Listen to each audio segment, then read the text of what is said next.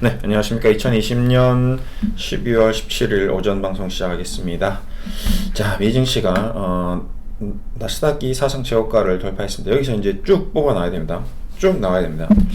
네, 기술적인 흐름이죠. 그 다음에 다우산업지수 마찬가지 뽑아 나와야 됩니다. 이 뽑아 나올 수 있는 가장 지금 핵심적인 이슈는 뭐죠? 추가 경기 부양안입니다. 미국 쪽에서 지금 계속 경기 부양안이 나오고 있고, 추가적으로 또 이제 하나가 모더나 백신 FDA 승인, 화이자는 이미 접종 중이고, 여러 가지 이슈들이 다 복합적으로 작용되면서 시장을 한번 강하게 한번 치고 나가지 않을까. 9천억 달러 규모의 부양안 양당 합의가 결정나면 쭉, 그리고 나서 제 생각에는 좀 조정이 그 이후에 좀 나오지 않을까. 그러니까 장중에 갭 상승이 막 1%, 2% 이렇게 빵 때리고 시작하면 조정을 받아서 끝난다? 그러면 좀 그 이후로부터는 조금 조심해야 될 것 같아요. 이제 그 이후에 더 큰 기대감이나 이런 것들이 좀 사라질 수 있거든요. 그래서 여기서 쭉쭉쭉 좀 세게 쫙 뽑아내주면 좋을 것 같은데, 어떻게 될지 좀 봐야 될 것 같습니다. 종목들 보겠습니다. 차트. 일단은 니콜라가 조금 반등 나왔고, 이건 뭐 워낙 많이 봐요. 마이크로소프트, 아마존닷컴, FB, 엑슨모빌, 넷플릭스, 인텔, 뭔가 이렇게 막 쭉 완전히 신고가려는 쫙쫙 뽑아내는 그런 모습은 없네요. 기술적으로 그런 모습이 좀 나와줘야 되는데, 가야 할 자리에 못 가는 것도 좀 문제가 되고, 이제 뭔가 이슈가 크게 나왔는데 모더나는 이제 내일부터 승인되는데도 또 이렇게 주가가 보이세요. 이런 현상입니다. 제가 얘기드리는 부분은 이런 현상들이 좀 조심해야, 경계해야 될 부분입니다. 모더나가 이제 백신 승인된다는데 왜 주가가 갭 하락할까요? 네, 빼타콤플리 현상이죠. 이제 이 사실은 기정사실화됐고 모두가 아는 사실이 된 겁니다. 그렇기 때문에 그거를 이용해서 뭘 하고 있죠? 기관 투자자들은 수익 실현을 해 나가고 있는 거. 누가 사고 있죠? 미국도 마찬가지 개인 투자자. 우리나라 사람들도 가서 모더나 주식을 지금 사고 있는 거죠. 이 대박 날까라고. 재밌는 거는 지금 모더나 주가가 보시다시피 굉장히 많이 올라갔습니다. 그렇죠? 네, 뭐 11달러짜리가 150달러까지. 그러니까 뭐 지금 코로나 관련주 뭐 신풍제약이라든지 뭐 이런 아이들이 뭐 만원에서 20만원 간 거나 뭐 그 별반 차이는 없습니다. 화이자 볼까요? 화이자는 그렇진 않죠. 화이자는 25달러짜리가 지금 30달러. 진짜 실질적으로 바이오테크 독일에 바이오테크가 있나요? 상장되어 있지는 않나요?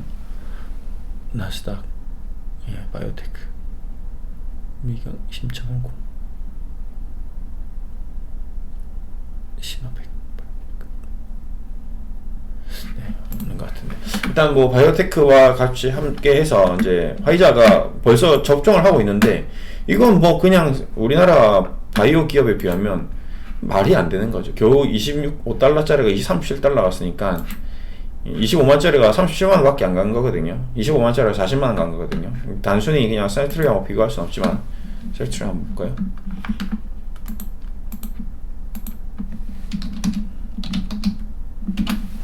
셀트리온이 어떻게 됐는지. 15만원짜리가 40만원 간 거거든요. 셀트리온 훨씬 더 많이 올라갔고, 셀트리온 제약은 더 심하죠.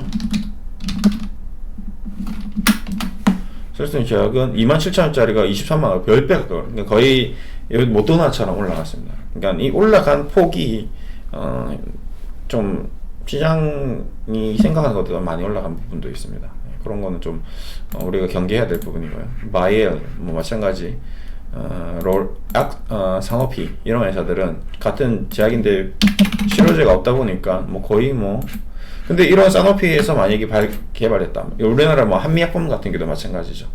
자, 이런 부분을 간과하면 안 됩니다. 자, 한미약품이 올라간 이유는 한미약품 공장에서 백신이나 뭐 약품을 대량 생산할 수 있는 기술을 가지고 있기 때문에 그 부분을 이용해서 굉장히 큰 뭔가 사업적인 이슈가 발생될 수 있다, 뭐 이런 게 있거든요. 산오피도 마찬가지겠죠. 산오피도 생산 능력이 있겠죠. 프랑스 전 국민이 지금 코로나에 감염됐어요. 약을 만들어야 돼. 뭐 이 산오피를 이용해서 약을 만들 수 있겠죠. 바이러를 이용해서 또 만들 수 있겠죠. 이러한 기업들을 오히려 지금 투자를 한다면 오히려 지금 급등해 있던 주식보다 더 좋은 성과를 낼 수 있지 않을까. 저는 개인적으로 그런 부분에 좀 바이엘 같은 경우도 말이 안 되죠. 지금 코로나 로 인해서 지금 이렇게 아예 급락을 했다? 말이 안 되는 부분이 좀 있습니다. 이 부분은 오히려 굉장히 투자할 수 있는 굉장히 좀 좋은 기업이지 않나, 뭐 이런 생각을 한번 또 새로운 역발상 투자 전략을 가져가면 좀 좋을 것 같습니다. 국내 기업은 어제 제가 이제 여러 가지 얘기를 드렸는데, 뭐 우선은 JP모간 헬스케어 컨퍼런스에 대해서 내년 1월 11, 14 뭐 그 부근에서 이제 항상 일어나는데, 그걸 지음으로 해서 이제 대한민국 바이오 기업들, 특히 ALB 바이오, 크리스탈 지노믹스, 셀리버리, 매드팩트, 오스텍, 나이백이 이제 초청받아서, 그다음에 셀트리온은 뭐 당연한 거고요. 예, 뭐 삼성 바이오로직스도 뭐 당연히 나가겠죠. 예, 이러한 것들을 이용해서 좀 삼성 바이오로직스라든지 뭐 셀트리온 움직임이 좀 한 번 더 시세를 또 낼 수 있지 않을까. 연말이나 뭐 기관들이 쫙 뽑아낼 수 있겠죠. 이제 그런 것들을 이제 보면 좀 볼까요?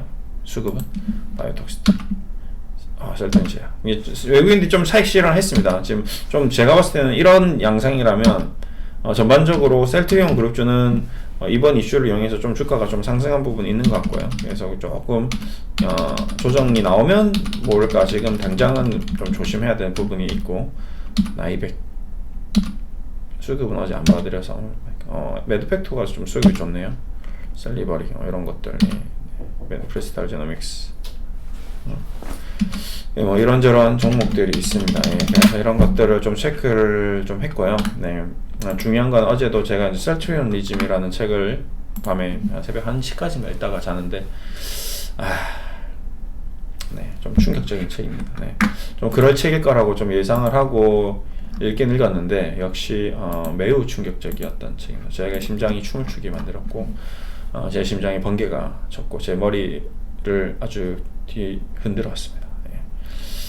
역시 셀트리온이라는 회사가 어떻게 만들어졌는지를 너무 궁금했는데, 이번 책을 통해서 이제 하나씩 그 베일 회사였던 제가 궁금했던 부분들을 알게 되면서, 서정진 회장이 어떻게 셀트리온을 만들었고 얼마나 고생을 했고 샌프란시스코에서 설거지를 했을 때 그때 어떤 감정이었는지 저는 너무 이제 잘 알고 있죠. 예.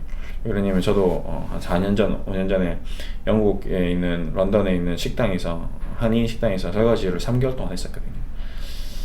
나이가 어느 정도 찼고 뭐 어느 정도 내가 성공 반열에 올랐다가 다시 회사를 그만두고 좀 공부를 하러 갔는데, 거기서 사서 고생을 한번 해보자 해서 했는데, 그때 3개월간 했던 경험이 제 인생의 최고의 고통스러웠던 경험이었거든요.